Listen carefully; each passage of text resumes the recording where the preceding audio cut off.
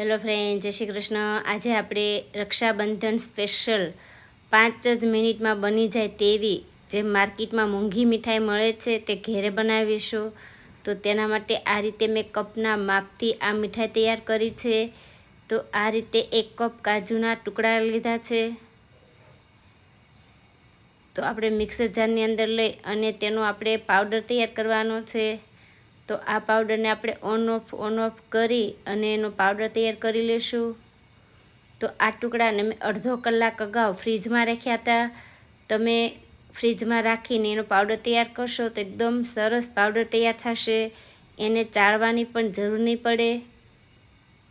તો એકદમ છૂટો અને સરસ પાવડર તૈયાર થયો છે. તો આપણે મિક્સિંગ બાઉલની અંદર લઈશું. હવે એ જ કપથી આપણે ટોપરાનું જે ઝીણું છીણ આવે છે એ મેં લીધું છે. એનો પણ આપણે એકદમ સરસ પાવડર તૈયાર કરી લઈશું. અને આ ટોપરાના છીણને પણ મેં ફ્રીજમાં રાખ્યું હતું. તો બંનેને અડધો કલાક ફ્રીજમાં રાખી આ રીતે પાવડર તૈયાર કરવાથી એકદમ સરસ રીતે એનો પાવડર તૈયાર થશે. એ જ કપના માપથી અડધો કપ મેં દળેલી ખાંડ લીધી છે. અડધોથી પોણો કપ જેટલો મેં મિલ્ક પાવડર લીધો છે. તો અડધો કપ મેં દૂધ લીધું છે, પણ બધું દૂધ એડ કરવાનું નથી. આ રીતે આપણે ચમચીથી પહેલાં 3 થી 4 ચમચી જેટલું દૂધ એડ કરી અને ડો તૈયાર કરશું. તો અત્યારે મેં 3 ચમચી જેટલું દૂધ એડ કર્યું છે અને હાથેથી આ રીતે આપણે મિક્સ કરી લઈશું. તો આ મીઠાઈમાં આપણે ઘીનો ઉપયોગ બિલકુલ નથી કરવાના. માત્ર 4 થી 5 ચમચી જેટલું દૂધનો ઉપયોગ કરીને જ આ મીઠાઈ આપણે તૈયાર કરશું. તો આ ડો હજી મને થોડું છૂટો એવું લાગે છે, તો 2 ચમચી જેટલું બીજું દૂધ એડ કરું છું. તો કુલ મેં 5 થી 6 ચમચી દૂધનો ઉપયોગ કર્યો છે. અને આ રીતે એકદમ સ્મૂથ એવું આપણે લોટ જે બાંધતા હોઈએ રોટલીનો, એવો આપણે આ ડો તૈયાર કરવાનો છે. તો આ રીતે એકદમ સરસ રીતે સ્મૂથલી લોટ તૈયાર કરી લેવાનો. આપણે વણવું હોય તો પણ વણી શકાય એ રીતના આ ડો તૈયાર કરશું. જો કડક લાગે તો દૂધ એડ કરી અને આ રીતના સ્મૂથ તૈયાર કરી લેવાનું. અને વધારે પડતું ઢીલું લાગે તો કાજુ અથવા ટોપરાનું છીણ એડ કરી અને તમે કડક પણ કરી શકાય. તો આ રીતે એના 3 ભાગમાં હું કટ કરીશ. તો આ રીતે મેં 3 લુવા બનાવ્યા છે. હવે 3 લુવામાં આપણે થોડો ફૂડ કલર એડ કરશું. તો એક લુવામાં મેં ગ્રીન કલર એડ કર્યો છે, એકમાં રેડ કલર, એકમાં મેં કેસરી કલર જે લાડવાનો કલર હોય છે એડ કર્યો છે. તમે લિક્વિડમાં હોય તો એ પણ કરી શકાય. તો આ રીતે 3 લોટમાં આપણે આ રીતે મિક્સ કરી લઈશું કલર. તો આ રીતે કરવાથી એકદમ સરસ કલરવાળા આપણા આ જે મિશ્રણ છે એકદમ સરસ થઈ જશે. તો આ રીતે મેં 3 કલરવાળા કરી લીધા. તો આ રીતે હાથમાં આપણે એકદમ નાની સાઈઝના બોલ તૈયાર કરશું. તો એક લુવામાંથી આ રીતે 6 બોલ બનીને તૈયાર થશે. તો આ રીતે 3 લુવામાંથી મેં આ રીતે કુલ 6 એમ બોલ તૈયાર કર્યા છે.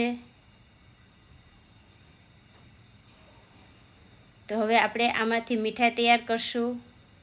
તો આ રીતે એક ગ્રીન કલરની જે બોલ છે એ હાથમાં લઈ અથવા હાથમાં પણ થેપલી કરી શકાય, અથવા આ રીતે તમે હથેળીથી કરશો તો પણ એકદમ સરસ રીતે થેપલી તૈયાર થઈ. અને જે પિંક કલરનો બોલ છે એ વચ્ચે મૂકીને આ રીતે એની આપણે ડિઝાઇન કરશું. તો જે હવે લાડવાનો કલર એડ કર્યો છે એની પણ આ રીતે આપણે થેપલી તૈયાર કરશું. તમે હથેળીમાં રાખીને થેપલી કરશો તો પણ એકદમ સરસ રીતે એની થેપલી તૈયાર થઈ જશે. તો આ રીતે એને પેક કરી દેશું.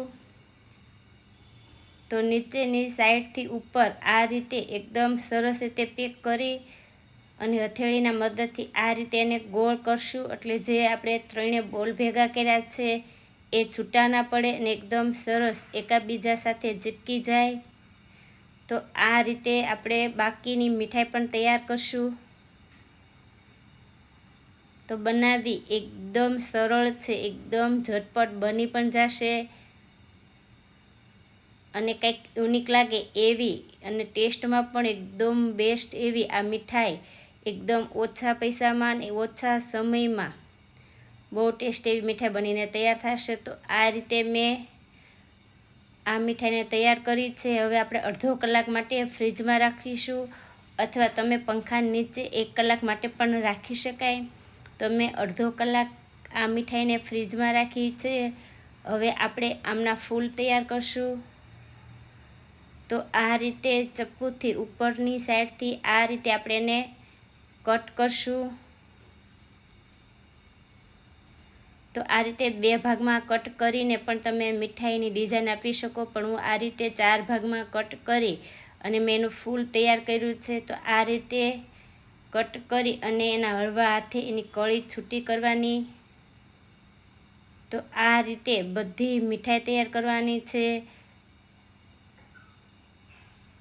જો તમારે આગળ ચાંદીનું વરખ હોય તો આ મીઠાઈ ઉપર લગાડશો તો એકદમ સરસ મીઠાઈ લાગશે, એકદમ બહાર જેવી. પણ એ મારી આગળ અત્યારે નથી. જો તમને એ મળે તો તમે એ પણ લગાડી શકો, પણ એ અત્યારે મારી આગળ ચાંદીનું વરખ નથી. તો મેં જે આ રીતની એક ચાંદીના બોલ અથવા એને ગોળી પણ કહે છે, એ માર્કેટમાં મળે છે. તો એનાથી મેં આ રીતના આ મીઠાઈને તૈયાર કરી છે. તો આ રીતે એક એક કળીમાં આ રીતે મેં જે સિલ્વર બોલ આવે છે એ લગાડ્યા છે. તો જોવામાં જેટલી સુંદર દેખાય છે આ મીઠાઈ, ખાવામાં એવી જ ટેસ્ટી, એકદમ ઓછા સમયમાં ઓછા પૈસામાં માત્ર 5 મિનિટમાં બની જાય તેવી આપણી આ મીઠાઈ બનીને તૈયાર છે. જો આ વિડીયો ગમ્યો હોય તો શેર કરજો, લાઈક કરજો. થોડો પણ ગમ્યો હોય તો ચેનલને સબસ્ક્રાઈબ કરજો.